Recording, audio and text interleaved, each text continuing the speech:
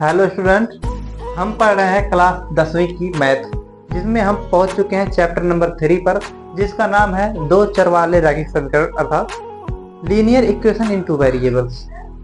अब हम इस चैप्टर को अच्छे से पढ़ेंगे, जानेंगे दो चर वाले रैखिक समीकरण क्या होता है। लेकिन इससे पहले हम कबीरदास जी के एक दोहे को जानते हैं, तो चलिए देखते हैं। धीरे धीरे रे मना धीरे सब कुछ होए, धीरे धीरे रे मना धीरे सब कुछ होए, माली सींचे सौ घड़ा ऋतु आए फल होए। अर्थात धीरे धीरे से ही सब कुछ होता है। आप लोग मान लीजिए पढ़ाई कर रहे हैं, आप ये सोचें कि हम एक ही बार में आधे घंटे पूरा दो चार वाले समीकरण पूरा पढ़ के खत्म कर लें, तो ऐसा संभव नहीं हो सकता है। धीरे धीरे से ही सब कुछ होता है, क्योंकि धीरे धीरे रे मना धीरे सब कुछ हो, माली 100 सींचे 100 घड़ा, माली 100 घड़ा सींचता है, माली 100 घड़ा सींचता है, लेकिन फल तो ऋतु आने पर ही होता है। अरे जी, आप मान लो मौसम नहीं है फल देने वाला, आप पूरा उसमें 50 बाल्टी डाल दो पानी, तो क्या फल आ जाएगा? क्या नहीं ना। तो इसीलिए कहा गया है कि धीरे धीरे रे मना धीरे से सब कुछ होए, माली सींचे 100 घड़ा ऋतु आए फल होए। ओके, आप लोग इसे नोट कर लीजिए, आगे हम बढ़ते हैं। अब देखिए, अब हम चलते हैं दो चर वाले रैखिक समीकरण को समझते हैं। हमने तो दोहे को जान लिया, धीरे धीरे अपना धैर्य रखा करिए, ये नहीं कि बहुत जल्दबाजी में काम करिए। देखिए, दो चर वाले रैखिक समीकरण, अभी पिछले चैप्टर में हमने बहुपद पढ़ा है ना, रैखिक बहुपद, रैखिक बहुपद पढ़ा है ना। रैखिक मतलब होता है जिसपे एक ही घात रहता है, तो यहाँ पर रैखिक का मतलब होगा कि एक घात रहेगा, लेकिन यहाँ समझो दो चर रहेगा। पहले भी हमने बहुपद में देखा था एक ही चर रहता था, एक्स। क्या होता था बहुपद में? A x square plus b x plus c बराबर जैसे था ना। लेकिन यहाँ पर क्या होगा, चर दो हो जाएंगे। जैसे समझिएगा, दो एक्स प्लस 5 वाई बराबर 10, ऐसा कोई समीकरण है ना। तो यहाँ पर चर कितने हैं? दो, एक है एक्स एक है वाई, एक है एक्स एक है वाई। अच्छा, और यहाँ पर देखिए, ये 10 को हम इधर भी ला सकते हैं, तो इसका जो मानक समीकरण हो जाता है, क्या हो जाता है? A x plus b Y बराबर सी, या तो हम ऐसे भी कह सकते हैं a x plus b y plus c बराबर 0, क्योंकि भली तरह का माइनस हो जाएगा, लेकिन जो मानक होता समीकरण यही हो सकता है, a x plus b y plus c बराबर 0। इसका मानक समीकरण क्या होता है? A x plus b y plus c बराबर 0, क्योंकि यहाँ पर हो सकता है माइनस सी भी रहा हो। तो अच्छा, एक्स और वाई दो क्या है? चर है। दो क्या है? एक्स वाई क्या है? दोनों क्या है? चर है। और ये देखो, अभी हमने पीछे बहुपद में पढ़ा था a x square plus b x plus c, तो वहां पर ए अंक होता था ना, कोई अंक होता था, कोई संख्या होता था। तो यहाँ पर ए बी सी क्या है? ये समझ लो अचर है। अचर क्या है? अचर है, कांस्टेंट है। क्या है? कांस्टेंट बोलते हैं अचर को। और इसको हम स्थिरांक भी बोल सकते हैं। स्थिरांक क्या बोल सकते हैं? हाँ, स्थिरांक भी बोल सकते हैं। यानी कि एक कोई अंक रहता है और एक्स वाई का मान हमको पता करना रहता है। ठीक है, अगर आपसे कोई कहे कि समीकरण का हल ज्ञात कीजिए, मान ज्ञात कीजिए, तो एक्स वाई का मान ज्ञात करना रहेगा। ठीक है। और अच्छा, दो चर वाले रैखिक समीकरण है ना, तो इसको हल करने के लिए कम से कम दो समीकरण चाहिए। कितना समीकरण चाहिए? अगर दो चर वाले रैखिक समीकरण रहेगा, तो उसको हल करने के लिए कितना समीकरण चाहिए? तो दो समीकरण चाहिए। तो देखिए, समीकरण का क्या मानक समीकरण क्या हो सकता है? देखिए, तो पहला इसका होता है a x plus b y plus c बराबर 0, यही होता है मानक समीकरण, यही तो होता है। लेकिन दो समीकरण जब रहेगा ना, देखो दो समीकरण होना चाहिए, a x plus b y plus c बराबर 0, दो है ना। लेकिन हम लोग पता कैसे चलेगा कौन कौन ए वाला है, कौन दूसरे के वाला? तो इसलिए A1 नाम देते हैं, A1 B1 C1, A2 B2 C2।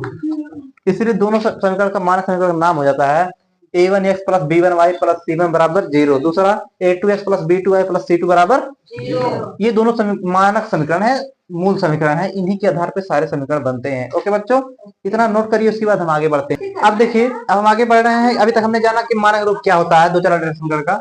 A1x plus B1y plus C1 बराबर दूसरा A2x plus B2y plus C2 बराबर 0।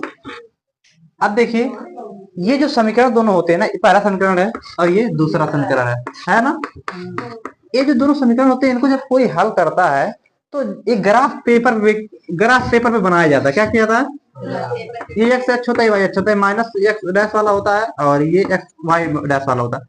तो इस दोनों समीकरणों को हल करने पर ना, आपको दो रेखाएं प्राप्त होगा। एक रेखा ये पहले समीकरण का प्राप्त होगा, इस पर जब हल कर इसको बनाएंगे ग्राफिक विधि से बताएंगे कि कितने विधि होते हैं।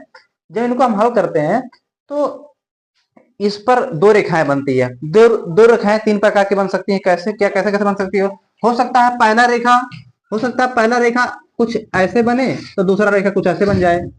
यानी कि हो सकता है कि दोनों रेखाएं कहीं पर आपस में काट रहे हो, समझ रहे हैं ना। हो सकता है कहीं दोनों रेखाएं आपस में काट रहे हो, और ये भी संभव है कि हो सकता है दोनों रेखाएं आपस में काट ना रहे हो, दोनों रेखाएं कहीं एक दूसरे, कहीं मान लो कोई रेखा जा रहा है ऐसे जा रहा है, पहला समीकरण का रेखा ऐसे गया, ठीक है, और हो सकता है दूसरे समीकरण को जब हल किया गया तो वो भी उसी के ऊपर से चला गया जी, वो भी जो रेखा था ना उसी के ऊपर से चला गया, ठीक है।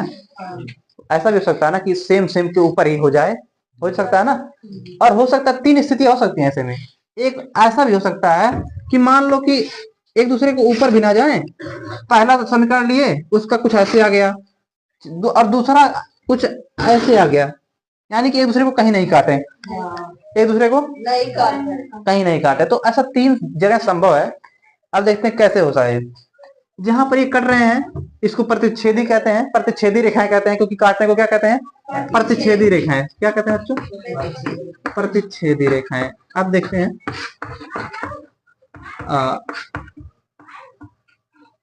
इंटरसेक्टिंग लाइन कहते हैं। और दूसरा देखिए यहाँ पर हम बताएं कि हो सकता है कि एक दूसरे के ऊपर हो, इसको संपाती कहते हैं। क्या कहते हैं, संपाती का मतलब होता है एक दूसरे के ऊपर ही जब दोनों लाइनें चली जाती है उसको संपाती कहते हैं। ओके बच्चों, तो संपाती रेखाएं कहते हैं, ठीक है जी। और तीसरा जो है देख रहे हैं आप लोग कि दोनों एक दूसरे को कहीं नहीं काट रहे हैं, तो क्या होते हैं उनको क्या कहते हैं, समांतर रेखाएं कहते हैं। क्या कहते हैं, समांतर, यानी कि कहीं इसका अंतर जो है समान समान हो, सब जगह कहीं नहीं काटे एक दूसरे को, समांतर रेखाएं। हाँ, तो ये तीन स्थितियां संभव हो सकती थी कि जहां पर रेखाएं उसको तीन प्रकार से काट सकती, तीन प्रकार से, एक जगह काटेंगी, और एक है जो ऊपर से यही चला जाएगा, यानी कि यहाँ पर तो सब जगह काट रहा है। देखो जब ऊपर से कोई चीज चला गया तो सब जगह नहीं काट रहा है। अब हम देखिए जब जाने की एक जगह काट रही थी और मतलब एक दूसरे को ऊपर चली गई, ठीक है, संरेख भी कहते हैं इसको। क्या कहते हैं, संरेख। और दूसरा कि एक दूसरे को, तीसरा एक दूसरे को कहीं नहीं काट रहे हैं। तो ये कैसे पता चलेगा समीकरण को, क्या सर ऐसा कोई नियम है कि सर इसी समीकरण को ही देख करके हमको ये सब पूरा हल करके ना बताना पड़े कि कैसे लाइन बन रहा है। मान लो समीकरण दिया है आपको ऐसे कुछ, 2x + 3y = 5, 5x + 6y = 7, ऐसा कुछ है। तो इस समीकरण को सर ग्राफ पे ना हल करना पड़े, हम सीधे क्या सर बता सकते हैं कि ये प्रतिच्छेदी रेखाएं होगी कि संपाती होंगी कि समांतर होंगे। तो बच्चों हम देखेंगे कि क्या सर बिना इसको ग्राफ पेपर पर दर्शाए क्या समीकरण को देख करके हम बता सकते हैं कि क्यों कौन सा वाला है। तो हम बता सकते हैं। हम कैसे बताएंगे, जो यहाँ पर कांस्टेंट दिया है ना, स्थिरांक दिया है, अचर पद a1 b1 c1, इसी को देख करके हम बता सकते हैं, a2 b2 c2 को देख करके हम बता सकते हैं सर कि प्रतिच्छेदी होंगी कि संपाती होंगी कि समांतर होंगे। कैसे, अब देखते हैं। अगर कहीं हम इनका रेशियो अनुपात लें, जैसे a1 बटे a2, a1 बटे, और हम b1 बटे b2 ले, b1 बटे, और अगर ये आपस में बराबर नहीं है, अगर ये आपस में बराबर नहीं है तो समझ लेना कि सर ये दोनों आपस में कहीं काट रहे हैं। अगर a1 बटे a2, a1 बटे a2 b1 बटे b2 के बराबर ना हो तो समझ जाना सर कि ये रेखाएं एक दूसरे को ग्राफ पेपर पे हल करने पर एक दूसरे को कहीं ना कहीं काटेंगी। जैसे ये समीकरण देख रहे हैं, a1 a2 कितना 2/5 है ना, a1 बटे a2 2/5, और b1 b2 कितना है 3/6, कितना बटे है, क्या दोनों बराबर है क्या, तो नहीं बराबर है ना, तो यानी कि दूसरे को प्रतिच्छेदी करेंगे कहीं पर ग्राफ पेपर पर हल करने पर। समझ में आ रहा है। अच्छा सर आपने तो बता दिया कि a1 बटे a2 बराबर नहीं रहेगा b1 बटे b2 के, तो समझ लीजिएगा कि प्रतिच्छेदी रेखाएं हैं। लेकिन सर ये कैसे पता करेंगे, हाँ ऐसा कब संभव होता है कि दोनों रेखाएं दूसरे को ऊपर चले जाएं, ऐसा तभी होगा ना जब ये सब बराबर आपस में रहे ना, तभी तो हो पाएगा। जब आपस में बराबर रहेंगे तभी तो सारे लोग एक दूसरे के ऊपर जाएंगे। तो हाँ इसमें क्या होता है, a1 बटे a2 बराबर रहता है b1 बटे b2, और बराबर फिर रहता है c1 बटे c2 के, तीनों बराबर इसमें होना चाहिए। समझ रहे हैं, तीनों जैसे अभी देखिएगा इसका एग्जांपल हम देते हैं समीकरण में। जैसे एक है 2x + प्लस 2y बराबर 2, ऐसा कर लीजिए। और दूसरे में कर लीजिए 4x, ऐसा दूसरे में कर लीजिए 4x प्लस 4y बराबर 4, ऐसा कुछ हो। तो इसमें क्या होगा, तीनों बराबर होगा। देखो a1 बटे a2 कितना 2/4, अब b1 बटे b2 कितना है 2/4, और c1 बटे c2 कितना है 2/4, यही तो है 2/4, यानी कि तीनों बराबर है। और जब तीनों बराबर होते हैं तो एक दूसरे के ऊपर ही दोनों रेखाएं आते हैं, इसको समपाती या संरेख कहते हैं। ठीक है बच्चों। तो अगर कहीं पर ऐसा हो कि a1 बटे a2, b1 बटे b2 और c1 बटे c2 तीनों आपस में क्या हो, बराबर हो आपस में, तो क्या होगा, संरेख होगा। और तीसरा सर ये वाला कहां पर बनता है कि दोनों रेखाएं एक दूसरे के समांतर चली जाए, कहीं काटेंगी ही नहीं, कहीं काटेंगी नहीं। तो देखिए अगर कहीं पर ऐसा हो कि a1 बटे a2, a1 बटे बराबर तो हो b1 बटे b2 के, किससे, b1 बटे b2 के बराबर हो, लेकिन c1 बटे c2 के बराबर ना हो बच्चों, c1 बटे c2 के बराबर, तो ऐसी जगह पर क्या होता है, कहीं नहीं काटता है, कहीं नहीं। एक बात तब और जान लीजिए, a1 बटे a2 बराबर रहेगा b1 बटे b2 को, लेकिन c1 बटे c2 के बराबर नहीं रहेगा। तो इसी को हम कहते हैं समांतर रेखा वाला समीकरण का। अब देखते हैं कि सर दो शब्द होते हैं, एक होता है संगत, एक होता है असंगत। क्या होता है, संगत असंगत, दो हम जान लेते हैं। संगत हल और असंगत हल क्या होता है, बात समझिएगा, दोनों समझ लीजिए तभी आगे बढ़िएगा। संगत मतलब, अच्छा संगत माने हम लोग क्या जानते हैं, साथ। असंगत माने बिना साथ। संगत और असंगत किसे कहते हैं, संगत और असंगत, इन्हीं तीनों में से संगत असंगत कौन होता है। अच्छा, जिनका कोई हल निकल रहा है, जिनका कोई, देखिए यहाँ पर एक दूसरे के रेखाएं संग हो गए कि नहीं, जब ऐसे मिल गए तो संग है कि नहीं, तो संगत हल कहेंगे। जहां पर एक दूसरे रेखाएं एक दूसरे को काट रही हैं, यानी कि, अच्छा जहां पर रेखाएं काट रही है ना, इनका कोई एक हल होता भी है, कोई एक हल होगा, कोई एक हल होगा, यानी कि एक्स वाई का एक मान आएगा, कोई एक्स वाई का मान एक ही आएगा, ये नहीं कि ढेर सारे आएंगे, कोई एक हल होगा। अच्छा ये देखो यहाँ पर भी संग है, दोनों रेखाएं एक दूसरे के ऊपर ही चढ़े हुए, तो संग नहीं है, इसीलिए इसको भी संगत हल कहेंगे। क्या कहेंगे, लेकिन बच्चों यहाँ पर हर जगह हर बिंदु पर लगे हुए ना, इसीलिए यहाँ पर अनेक हल होगा। देखो हर बिंदु पर यहाँ पर हो रहा, इसलिए इसमें अनेक हल होंगे। कितने हल होंगे, अनेक हल होंगे बच्चों। ये भी क्या है, संगत, ये तो संगत हल कहा जाएगा, संगत हल। और ये भी क्या है, संगत हल ही कहा जाएगा। अब तीसरा हम जानते हैं, जब रेखाएं एक दूसरे को कहीं टच ही नहीं करे तो संग कहां पर है, इसलिए इसको असंगत हल कहते हैं। क्या कहते हैं, तीसरा है असंगत हल। और इसमें कोई हल नहीं होता बच्चों, कोई हल। अच्छा तुम ही सोचो, जब एक दूसरे को कहीं कोई टच ही नहीं किया तो हल कहां पर हो पाएगा। हल होने के लिए संगत होना चाहिए, दोनों रेखाएं दूसरे को कहीं पर टच करना चाहिए। तो आप पता कर लेंगे कि नहीं, पता कर लेंगे, कर लेंगे। इससे पता कि a1 बटे a2 और b1 बटे b2 और c1 बटे c2 की तुलना करके आप ये पता कर लेंगे कि कोई एक हल होगा, अनेक हल होंगे, और कोई हल नहीं होगा। क्यों, अगर a1 बटे a2 आ जाए, b1 बटे b2 बराबर ना आए, तो समझ लेना कि इसका एक हल निकलेगा, एक्स वाई का मान निकलेगा। अगर ऐसा कहीं हो a1 बटे a2 बराबर b1 बटे b2 बराबर c1 बटे c2 ऐसा मिल जाए कहीं, तो समझ जाना कि इसके सर ना एक्स वाई की एक के मान नहीं आएंगे, ढेर सारा मान आएंगे। एक्स वाई कितने मानेंगे, ढेर सारे, अनेक हल आएंगे। और कहीं पर ऐसा हो कि a1 बटे a2 बराबर रहे b1 b2 के, लेकिन c1 बटे c2 के बराबर ना रहे, तो समझ जाना सर इसमें कोई हल नहीं होगा, यानी कि एक्स वाई का मान ही नहीं आएगा इस समीकरण में। ठीक है बच्चों, इसे असंगत कहा जाता है। एक बात ध्यान देने की जरूरत है बाबू, कि अगर यहाँ पर आपको a1 b1 c1 लेना रहे, तो समझना तो दिया रहता है ऐसे ही, देखिए ऐसे दिया रहता है a1 b1 c1 का। तो आप क्या करेंगे, जैसे दिया 2x प्लस 5 3y बराबर 5, तो c1 को इधर ले आएगा, पहले c1 को किधर ले आएगा, इधर। जैसे हो सकता है कोई चीज माइनस में हो तो इधर आएगा तो प्लस में हो जाएगा, जैसे। और यहाँ हो सकता है कोई चीज प्लस में है तो इधर हमें किस में हो जाएगा, माइनस में। तो c1 को हम -5 ले लेंगे, अगर इधर आएगा c1 तो -5 हो जाएगा ना। तो हम पहले समीकरण को हम इस रूप में ले आते हैं, तभी जाकर तुलना करते हैं a1 b1 c1 का। पहले समीकरण के मानक समीकरण बदल देते हैं, a1x plus b1y plus c1 बराबर 0, a2x plus b2y plus c2 बराबर 0।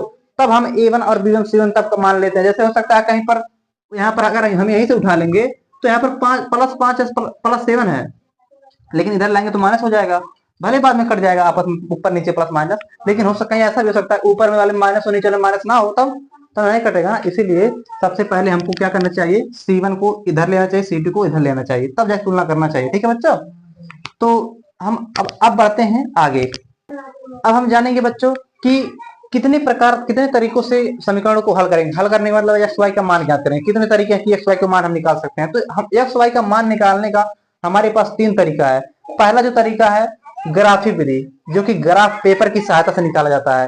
ये थोड़ा सा मतलब आसान होता है, लेकिन लंबा प्रोसेस बना जाता है, क्योंकि आप समीकरण को हल करेंगे तो ग्राफ पे बनाएंगे थोड़ा सा लंबा हो जाता है। दूसरा प्रोसेस है प्रतिस्थापन विधि। कौन सा विधि? हाँ। और तीसरा है विलोपन विधि। 3 प्रकार की विधियां हैं। तो सबसे पहले हम चलिए जानते हैं ग्राफी विधि से समीकरणों को हल करना। ठीक है बच्चों, हम यहाँ पर जानने जा रहे हैं एक सवाल एग्जाम्पल लेकर के, ग्राफी विधि से हल करना। ग्राफ द्वारा जांच कीजिए कि समीकरण युग में इतना और इतना संगत है। संगत मतलब एक दूसरे को कहीं रेखाएं दोनों काटेंगे, लेकिन हमको कहा है ना ग्राफ द्वारा जांच करिए। ये नहीं कहा है कि अनुपात द्वारा ज्ञात कीजिए। A1 A2 से नहीं कहा कि A1 बटे A2 करके ज्ञात कर लीजिए कौन सा वाला है। अच्छा, संगत कब होता है? या तो A1 बटे A2 बराबर ना हो B1 बटे B2 तब भी संगत होगा, या तो तीनों बराबर होना चाहिए। A1 बटे A2 बराबर B1 बटे B2 बराबर C बटे C2 तीनों बराबर होना चाहिए, तब तो होता संगत ना। क्योंकि एक में एक ही प्रतिशत संपाती होता है और एक में प्रतिच्छेदी होता है, दो संगत होता है। तो लेकिन हमको कहा है ना कि सही सही ग्राफ पेपर पे ही करके दिखाइए। तो चलो देखते हैं। इसके लिए हमको क्या करना होता है समझिएगा। सबसे पहले ना हम दोनों समीकरणों के लिए एक मान प्राप्त करते। क्या करते हैं? एक्स वाई का मान प्राप्त करते दोनों समीकरण को। समझ लो पहले समीकरण के लिए, किसके समीकरण के लिए? पहले के लिए दोनों का मान प्राप्त करते हैं। और ये जो चीज होता है ना, ये हम अपनी मर्जी से लेते हैं। इन दोनों मानों को अपनी मर्जी से लेते हैं। चलिए देखते हैं, सुनिए। एक्स वाई ये पहले समीकरण, किसके समीकरण के लिए? पहले समीकरण 1 के लिए। समीकरण 1 के लिए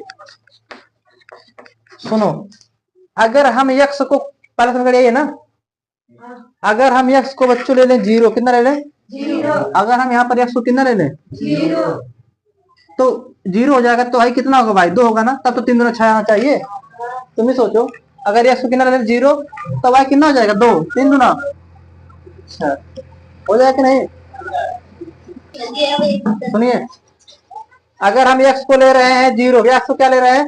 0, तो y कितना हो जाएगा? अरे तुम अगर ऐसे तुमको नहीं दिमाग काम करता है तो ऐसे कर लो, यह कितना ले लीजिए? 0 प्लस 3y बराबर 6 बराबर 6। तो हाई हट गया, 0 हो गया। तो y बराबर हाई गुणे में है, तो उधर जाएगा किसमें हो जाएगा? बटे में। तो 3 दूनी 6, y बराबर कितना आ गया? 2, y बराबर हाँ। अगर लेकिन अगर हम x को कितना ले लें? x को हम ले लें 6, x को कितना ले लें? 6। हम ऐसा आसान मान इसलिए ले रहे हैं ताकि हमको प्राप्त हो जाए। अगर 6 ले रहे हैं तो हाई तो पूरा 0 हो जाएगा, 6 खाली हो जाएगा।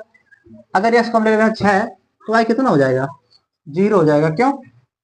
लेकर देख लेते हैं। x को अगर हम 6 ले लें, देखो तो x प्लस 3y बराबर 6 था ना। x को हम कितना लिए? 6 प्लस 3y बराबर 6।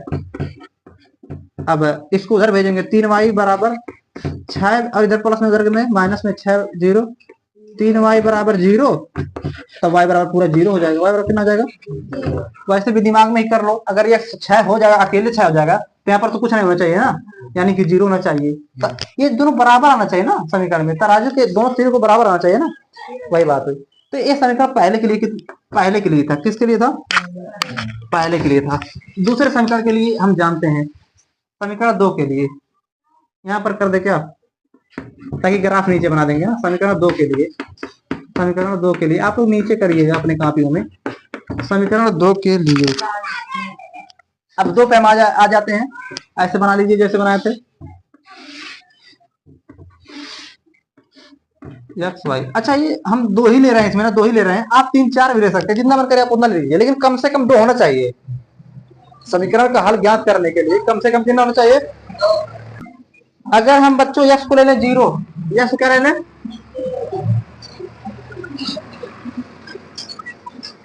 x से जन पर कितना है? 0 ना। माइनस 3y बराबर 12, तो ये 0 हो गया। माइनस 3y बराबर 12, माइनस 3y बराबर 12, माइनस 3y बराबर y बराबर 12। हाई गुणे में तो किसमें आ जाएगा? बटे में। कितना आ जाएगा? माइनस 4 ना। y बराबर कितना आ गया? हाँ। अगर हम इसमें x बराबर 3 ले लें, अच्छा अपनी मर्जी से आप कुछ भी ले लीजिए, लेकिन हम ऐसा ले रहे हैं ताकि आसान कुछ हो जाए। x बराबर कितना ले रहे हैं? 3, तो करके देखते हैं। 2 गुणे 3 हो जाएगा, माइनस 3y तो पता ऐसे रहेगा 12, 2 3 6, माइनस 3y बराबर 12। -3y, इसको इधर रोकिए, बिना s वाले को उधर भेजिए। 12 था, इधर प्लस में इधर में आ जाएगा तो -3y बराबर 12 से गया 6। y को रोकिए क्योंकि गुणा में है तो इधर में आ जाएगा, किसमें जाएगा बटे में। 6 बटे -3 कितना आ गया -2। y बराबर कितना आ गया, अगर हम x बराबर 0 लेते तो y बराबर -4 आता है, अगर हम x बराबर 3 लेते तो y बराबर -2 आता है। अब इसी को ग्राफ पे हम लोग दर्शाते हैं, क्या करते हैं, हाँ ग्राफ पे इसी को हम दर्शाते हैं। कैसे दर्शाते हैं, चलिए देखते हैं।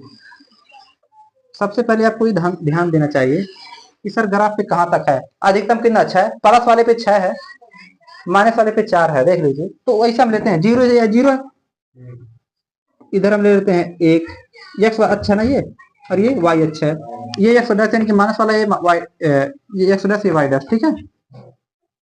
अब देखते हैं 1 2 3 4। अच्छा जो आपका ग्राफ होता है इसमें तो हम दूरी ले रहे हैं, हो सकता है सेम ना हो, लेकिन जो ग्राफ पेपर होता है ना, ये ग्राफ की एक कॉपी आती है, आप लोग ले लीजिएगा। ग्राफ पेपर मार्केट में मिलेगा, 10-15 रुपए मिलेगा आपको। तो देखिएगा ऐसे होता है, ऐसे ग्राफ पेपर होता है, तो इसमें आपको दूरी सेम सेम पहले से मापा रहता है, इसीलिए आप लोग इसको ले लीजिए ताकि इसमें आपको गलत ना हो कहीं पर, ठीक है। तो ऐसा पेपर आता है कॉपी, उसको आप लोग ले लीजिए। देखते हैं 4 तक हम लिए हैं, लेकिन हमको चाहिए कहाँ तक, 6 तक, क्योंकि x का मान 6 तक है ना। तो और थोड़ा सा बढ़ा लेते हैं बच्चे, 5 हो गया और यहाँ पर 6 हो गया। x अच्छा ना, x अच्छा है। अब देखते हैं हम y को लेते हैं। अच्छा ये 7 आप और भी ले सकते हैं, आप जहां तक मन करे वहां तक ले लीजिए, लेकिन हमको काम कहाँ तक पड़ेगा हमको ये देखना, ठीक है। चलो हम यहाँ पर 7 तक ले लेते हैं, x अच्छा ना ये। अब देखो हमको और y पे भी चल लो, 1 2 3 4, आप चाहे जितना जाए, लेकिन काम कितना पड़ेगा यही बात ध्यान देना है। -1 इधर, -2 -3 -4 -5, इधर भी -1 -2 -3 -4 -5। बात ध्यान दे रहे हैं ना, ऊपर जाने की जरूरत नहीं, क्योंकि y कहीं पर 4 है क्या, y प्लस में 4 है, नहीं है, माइनस में 4 है, तो हमको y का काम ही नहीं है ऊपर, हमको काम जहां तक इतना उतना उसी हिसाब से हम लिए हैं। अब देखते हैं, देखो पहले समीकरण का ये मान है ना, इसको रखते हैं हम। अगर x बराबर 0 लिए थे, x बराबर कितना लिए थे 0, तो y कितना आया था 2। y पे अगर हम इसको 0 लिए थे तो y पे कितना गया था 2, यानी कि हमारा मान यहाँ पर आया था, ठीक है। इसको थोड़ा सा मोटा कर लो क्योंकि यही काम आने वाला है। जब हम इसको 0 लिए थे तो y पर कितना चलना पड़ा था 2, यानी कि इसको मान लो ए बिंदु 0,2 क्या है, क्योंकि ये समझ लो ए मान लो, क्योंकि हम कैसे जानेंगे ग्राफ में कौन किसका वाला है, तो ए वाला समझ लो कि 0,2 वाला है ये, ठीक है। और जब हम लिए थे समीकरण 1 का ही, जब x बराबर 6 लिए थे, x बराबर कितना लिए थे 6, x बराबर जब हम 6 ले रहे थे तो y पे कितना चल रहा था 0, y पे कुछ नहीं चल रहा था, यानी कि x पे तो 6 चला, y पे कुछ चला नहीं, क्योंकि y बराबर 0 तब आ गया था, तो यानी कि यही बिंदु हो जाएगा। कौन सा, b वाला। b कितना था 6,0। अच्छा जो पहले लिखा जा रहा है वो x का मान है, जो बाद में लिखा जा रहा है वो y का मान है। देखो यहाँ पर 0 पहले लिखा गया था, यानी कि x का मान x 0, y पे 2। ये समीकरण पहले का है, किसका है, अब ये जो मिला है बिंदु ना, इसी को पटरी से ऐसे मिला दिया जाता है, पटरी से मिला दिया जाता है, ठीक है। टेढ़ा हो गया, लेकिन टेढ़ा नहीं होना चाहिए था, पूरा पटरी से क्या करना चाहिए, मिला देना चाहिए। ये समीकरण 1 का रेखा है ना। समीकरण 2 का देखते हैं। जब हम लोग चल रहे थे इसको ऐसे लिख रहे थे, समीकरण 1 क्या था, x प्लस 3y बराबर 6, ये पहले समीकरण का, ताकि पता चले किसका है। ये दूसरा समीकरण का देखते हैं। जब हम x को 0 ले रहे थे, क्या ले रहे थे इसको 0, इसको मान लो c, इसको मान लो d, क्यों, क्योंकि ताकि पता चले किसका वाला है। जब इस पे हम 0 चल रहे थे तो y पे कितना चलना पड़ा, -4 यहाँ पर है, यानी कि a c वाला है, क्या 0,-4 0,-4। और जब हम चले थे x पे 3, x पे क्या चले थे 3, x पे 3 है तो यानी कि इधर चलना पड़ेगा, x वाला यही तो है। x पे जब हम 3 चले थे तो y पे कितना चला -2, -2 सोजाई पे ले जाओ, 3 को सोजाई पे और -2 को सोजाई पे। ग्राफ पेपर में यही सोजाई नहीं खोजना रहता, क्योंकि उसमें दिया रहता है।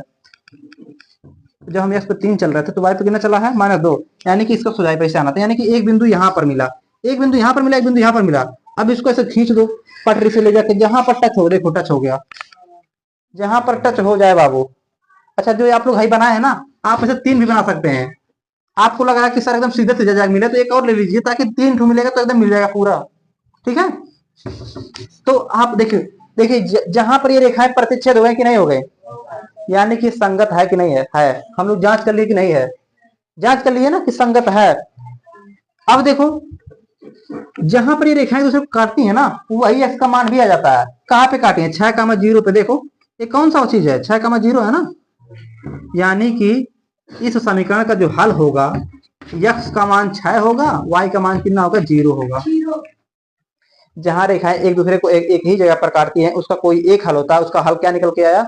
6,0, यानी कि x बराबर 6, y बराबर 0। देख लो सही भी है। अगर हम x को 6 रखें और y को 0 रखें तभी समीकरण सही जाएगा। देखो 6 0 रखेंगे तो 6 आ जाएगा और y बराबर 0 भी आ जाएगा। देखो जब हम रखे 6 2 6 12, अब तब 3 0 0 तब तो होगा 12। समीकरण आ गया। उत्तर की जांच भी कर लिया हम। समीकरण का यहाँ पर कितना हल हुआ? एक हल। समझ में आया कैसे ग्राफी बच से हल होता है? पहले क्या करते हैं, हम समीकरणों को लेते हैं और उनका मान पता करते हैं अपने मर्जी से। लेकर के 0 पहले ले लीजिए, तब y क्या जा रहा है, यस तो ये ले रहे हैं तो y क्या जा रहा है। समीकरण को हल जैसे किया तो वैसे करिएगा। कम से कम 2 बिंदु होना चाहिए, अधिकतम से अधिकतम 3 4 भी ले सकते हैं, चाहे जितना ले सकते हैं। ठीक है, अगर आपको समझ में नहीं आया तो 3 ले लीजिएगा, 3 पे अच्छे से बिंदु मिल जाएगा। देखो अभी हम लोग क्या किए हैं, यहाँ तक ऐसे चला गया, यहीं तक मिल रहा था, उसके बाद आगे हम लोग अंदाजे ले गए हैं, लेकिन 3 ले लेंगे तो और आपको पूरा चला जाएगा अच्छे से। और फिर दूसरे समीकरण को लीजिएगा, उसमें यस वाई का मान, अगर यस बराबर 0 ले तो वाई क्या आ जा रहा है, यस बराबर ये ले तो वाई बराबर क्या आ जा रहा है। समझ आया? फिर जो ये दोनों आए रहेगा उसको हम ग्राफ पेपर पर ऐसे दर्शाएंगे। ठीक है, ग्राफ पेपर क्या करेंगे? दर्शाएंगे। उसके बाद जहां पर एक बिंदु दूसरे को काटते हैं वही एक हल होता है। अगर एक जगह पे काटे तो एक हल होगा, और ऐसे एक दूसरे को ऊपर चले जा रहे हैं सीधे तो समझ लो उसमें अनेक हल होंगे। उसमें पता ही नहीं कर रहा था कि कितना हल होंगे, अनंत रूप से अनेक हल होंगे। ठीक है जी, इतना नोट करिए। थोड़ा सा बच्चों हम आपको ग्राफ पेपर बता देते हैं, ग्राफ पेपर पर बच्चे कैसे करेंगे। तो ग्राफ पेपर पर देखिए ध्यान दीजिएगा, ये है ग्राफ पेपर। ग्राफ पेपर में देखिए एक मोटी लाइन दी है, एक मोटी लाइन है, फिर बीच में थोड़ा सा पतला लाइन है यानी कि पॉइंट वाला। तो इसमें क्या करिएगा, किसी मोटे लाइन को एक्स अक्ष मान लीजिएगा, एक्स अक्ष ऐसे पट में मान लीजिएगा, और एक को मान लीजिएगा वाई एच। ठीक है, उसके बाद क्या करिएगा, इसमें से 1 2 3 4 और इधर एक्स वाले को 1 2 3 4 ऐसे ले लीजिएगा। उसके बाद आप अपना दर्शा लीजिएगा जैसे वहां पर हम बताए हैं। ठीक है, तो आशा करते हैं समझ में आया होगा। अब इसके आगे जो हम देखेंगे, कल हम पढ़ेंगे 3.1, उसको हम कल की वीडियो में जानेंगे। आज इतना बेसिक था, उसके बाद अगले वीडियो में जानेंगे। तो आशा करते हैं समझ में आया होगा। जय हिंद, जय भारत।